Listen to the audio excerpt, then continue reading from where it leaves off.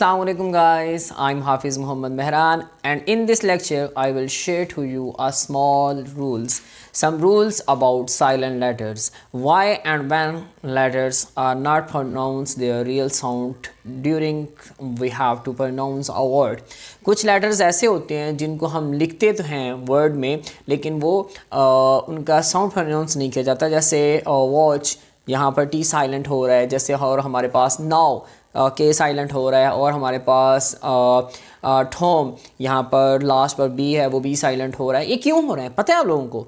नहीं ना पता? चलें आज मैं आप लोगों को बता देता हूँ, आज के बाद इंशाल्लाह आप लोगों को ये बात नहीं बोलेगी। So let's start. जी हम देखते हैं कि बी साइलेंट कब होता है भाई साहब? जी जैसे हमारे पास वर्ड है ना lamb, thumb, bomb, comb, climb, इन वर्ड्स में देखें आप लास्ट पर बी आ रहा है but we not pronounce that word. B जो है वो लेटर जो है हम लास्ट पर लिखा जा रहा है लेकिन हम उसको प्रोनाउंस नहीं कर रहे। क्यों? अच्छा जी इसकी एक रूल्स है तो वो रूल सुन लें पहले।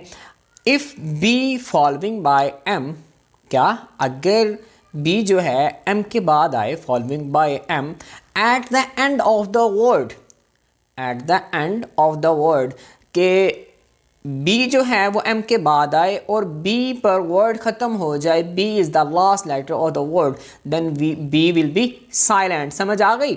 बी अगर एम के बाद आ जाए और बी पर वर्ड ख़त्म हो जाए तो बी साइलेंट हो जाएगा। देखें जी एग्जांपल्स देखें। थॉम यहाँ पर बी आ रहा है, कॉम बी आ रहा है साइलेंट हो रहा है, क्लाइम बी साइलेंट हो रहा है, बॉम बॉम्ब वर्ड नहीं होता, बॉम ये भी साइलेंट हो रहा है। क्लियर? अच्छा अब हम देखते हैं कि एम के बाद बी आए और बी के बाद भी कोई लेटर आ जाए, then B will be silent और नॉट? नहीं, तब लेटर साइलेंट बी जो है नहीं होगा। क्यों नहीं होगा? क्योंकि हमने बात की है कि बी पर लेटर वर्ड जो है वो ख़त्म हो जाए, बी लास्ट लेटर हो। ठीक है, अब देखें बी के जैसे अम्ब्रेला, इसमें जो हमारे पास आ रहा है बी के बाद हमारे पास और लेटर आ रहे हैं तो यहाँ पर बी जो है वो हमारे पास साइलेंट नहीं होगा। जब बी के बाद कोई और लेटर आ जाए, बी एम को फॉलो भी करें और लास्ट पर कोई उसके बाद और भी कोई लेटर्स हों, फिर बी जो है वो हमारे पास साइलेंट नहीं होगा।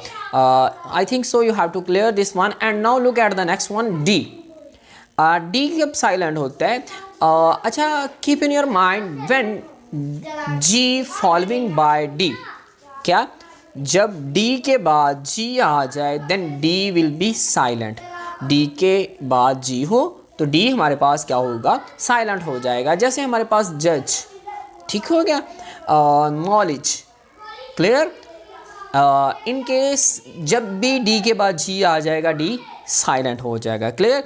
अच्छा एक छोटा सा रूल और हम देखते हैं, वो देखते हैं हम खे वाला। खे सब साइलेंट होता है। अच्छा if a word start from a खे and the next letter is N, यानी कि वर्ड जो है वो के से स्टार्ट हो और के के फ़ौरन बाद एन आ जाए, then K will be silent as like now, knowledge, knife, knee and many more words.